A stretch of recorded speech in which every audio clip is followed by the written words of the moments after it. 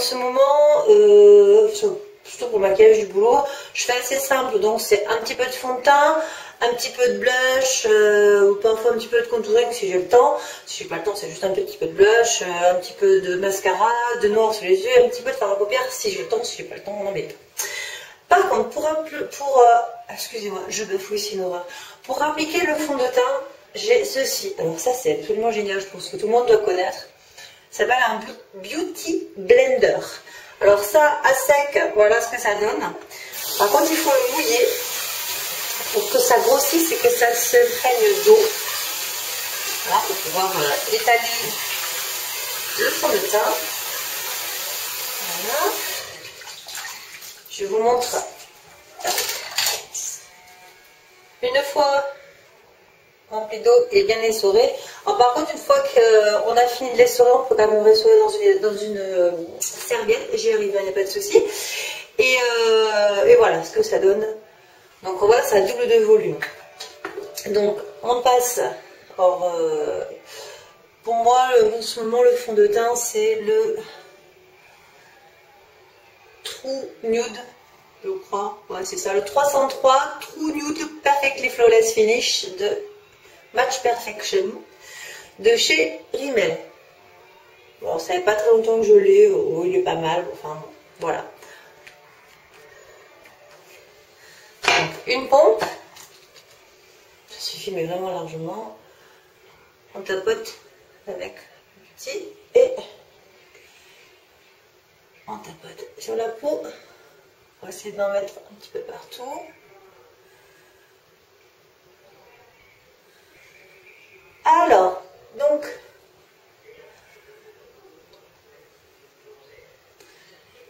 on applique, alors on essaye de, comment ça s'appelle, de faire rouler un petit peu le Beauty Blender pendant qu'on applique le fond de teint.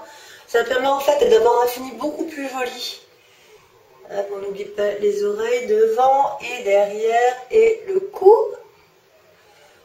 Voilà. Voilà. Après, on remet hop, sur le fond. Toujours pareil, on essaye d'étaler en faisant rouler un petit peu le Beauty Blender. Ça permet d'avoir vraiment un très bon fini, quelque chose de très joli et de plus naturel. Voilà. Ensuite, je finis. Donc là. Alors moi je mets pas d'anti-cerne, j'ai pas des cernes super marquées, donc je trouve pas que ce soit tout à fait nécessaire. Donc on continue l'application. Hop.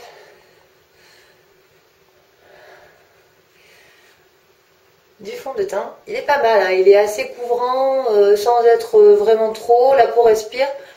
Voilà.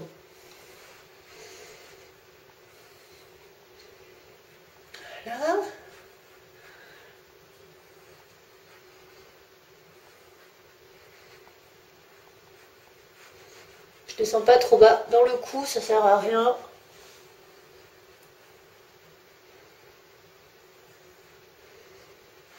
Alors, je reprends un petit peu pour le dessus des yeux pour bien le passer. Parce que comme je mets pas d'anti-cerne, il vaut mieux que ce soit quand même bien maquillé.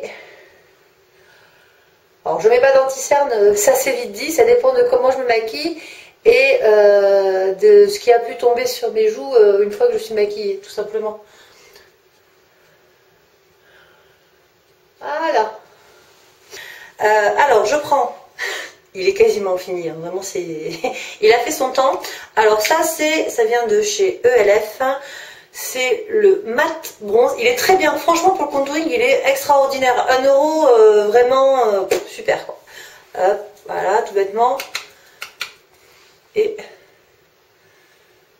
voilà, pas peine d'en mettre 3 tonnes, hein, ça sert à rien. C'est vraiment juste un petit peu pour définir le creux du visage.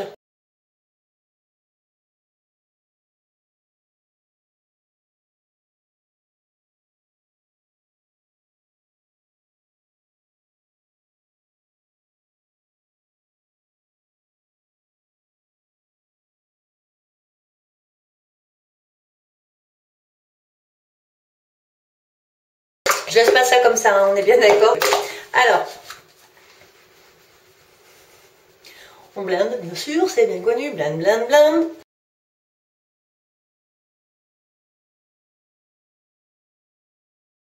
Ensuite, alors, le orange qui fait peur. Alors moi, sur mes joues, je mets ça. Je sais pas si on voit bien. Il est magnifique, c'est un très beau orange, franchement, il est superbe. C'est le cinnamon de NYX. Alors, il faut vraiment pas en abuser, parce que c'est du vrai orange, hein. On est bien d'accord.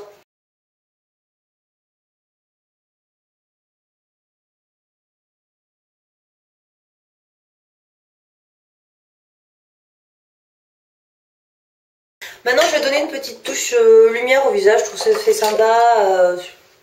Du visage lumineux, c'est plus joli, non? Alors, pareil, toujours de chez ELF. J'avais craqué, hein. J'avais fait une commande assez importante ce jour-là. C'est le Goda Glow. Il est un peu comme l'autre, hein. Il est quasiment fini. Bon, tant qu'il en reste. Et alors là, je le passe avec un pinceau éventail. Voilà, comme ça, j'abuse pas. Et je trouve que ça fait très sympa. C'est pas très voyant, ça se voit pas beaucoup, mais c'est juste ce qu'il faut. Voilà. Là par contre, j'estompe pas trop. J'estompe un petit peu au doigt, voilà, un petit peu comme ça, sans plus. Parce que le but quand même, c'est de garder la luminosité. Donc voilà. En ce moment, c'est celui-là, là, le Silacy Volume Express de Maybelline. J'aime beaucoup la brosse. Par contre, alors je sais pas si c'est que moi, mais alors j'ai l'impression qu'il n'y a jamais rien dessus. Peut-être une idée. Mais bon, par contre, il en laisse sur les cils, hein, ça, il n'y a pas de souci. Alors, moi, pour ça, je fais comme ça. C'est pas très glamour, hein, mais bon, tant pis. Hein. Donc, la tête en arrière, vous n'allez rien y voir, c'est pas grave. La tête en arrière, je trappe le cil à sa racine et hop, je remonte.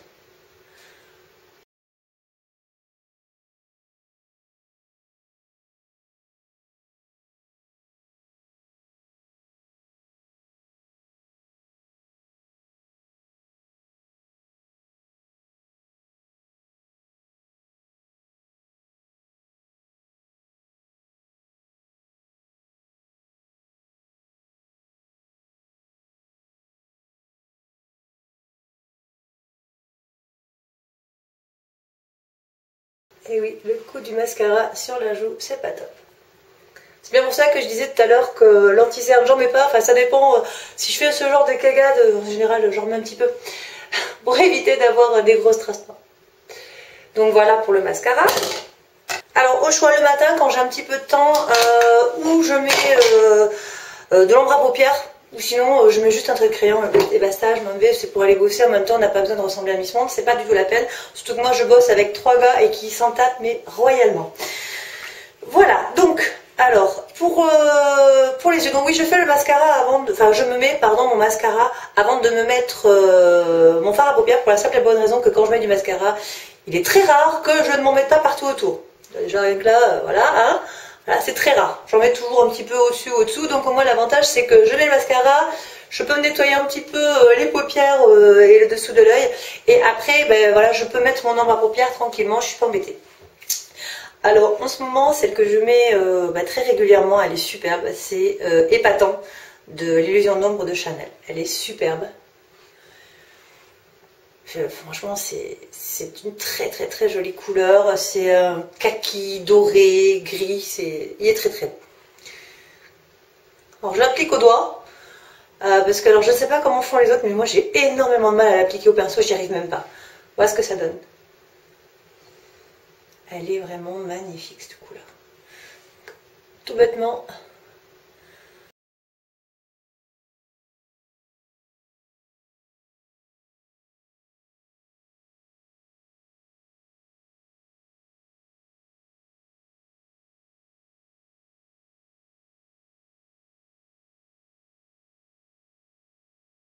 Le côté super sympa de saison, c'est que même tout seul, ça va très très bien.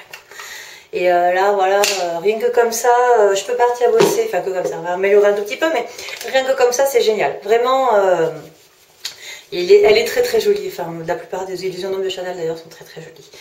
Après j'estompe un petit peu, vraiment juste le bord, à peine un petit peu, c'est juste histoire de quoi. Et je fais ça avec ce pinceau, pareil, ELF, qui s'appelle Angled Contour Brush. Alors je ne sais pas si c'est son utilisation première. Au départ je m'en servais vraiment pour faire le contouring au niveau du nez. Au niveau du nez, excusez-moi, c'est Nora. Au niveau du nez, et c'était très très bien parce que ça dépose peu de produits et vraiment à ce niveau-là. Puis après, j'ai trouvé que pour estomper, il était très bien aussi, donc du coup, ben voilà, je m'en suis servi pour ça. Voilà, donc.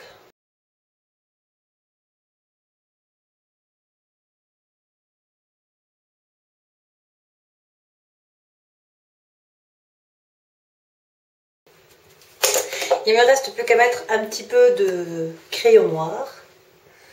Voilà. Alors, moi, bon, après chacune sa technique, il y en a qui aiment mettre du noir partout. Moi, j'en mets juste en fait dans l'angle, vraiment dans l'angle de l'œil.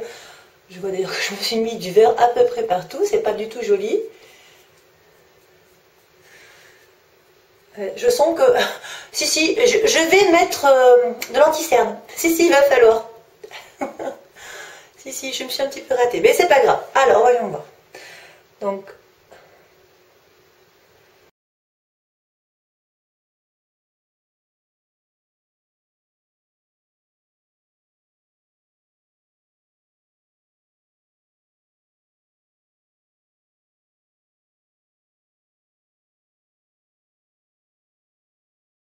Pour l'anti-cerne, je prends celui-ci. Alors oui, j'ai craqué quand j'avais acheté la bébé crème de Garnier, comme un peu tout le monde à l'époque, j'avais craqué, j'avais pris ça. La bébé crème, je m'en sers très peu. Par contre, celui-là, si je m'en sers pas mal. C'est vrai qu'il est très bien. J'aime bien le côté roll-on, j'aime bien le côté frais qu'il laisse sur le dessous de l'œil. Et la couleur est pas mal, elle me convient plutôt bien.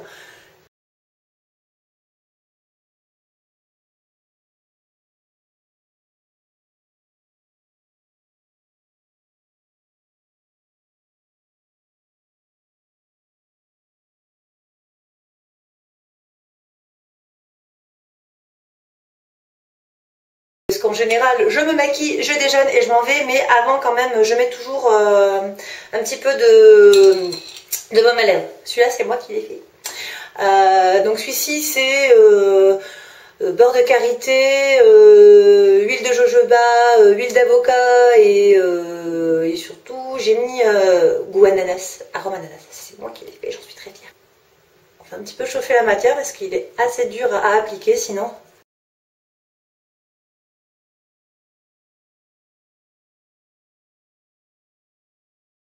Alors il tient très bien, il n'est pas gras et par contre il n'empêche pas non plus les rouges à lèvres de tenir parce qu'il y a certains baumes à lèvres quand ils sont un petit peu trop épais ou quand ils sont un petit peu trop gras, on peut rien mettre par dessus sinon tout vire, c'est dégueulasse. Mais là par contre il tient bien. Il tient bien, il n'est pas brillant, donc on peut remettre par-dessus le rouge à lèvres qu'on souhaite. Donc voilà, ma vidéo est terminée. Je suis prête à aller bosser, enfin presque, hein, voilà. Et puis voilà, voilà à quoi je ressemble le matin avant de partir bosser. Donc je vous fais des gros bisous et je vous dis à très très bientôt. Et merci de m'avoir suivi. À bientôt, au revoir.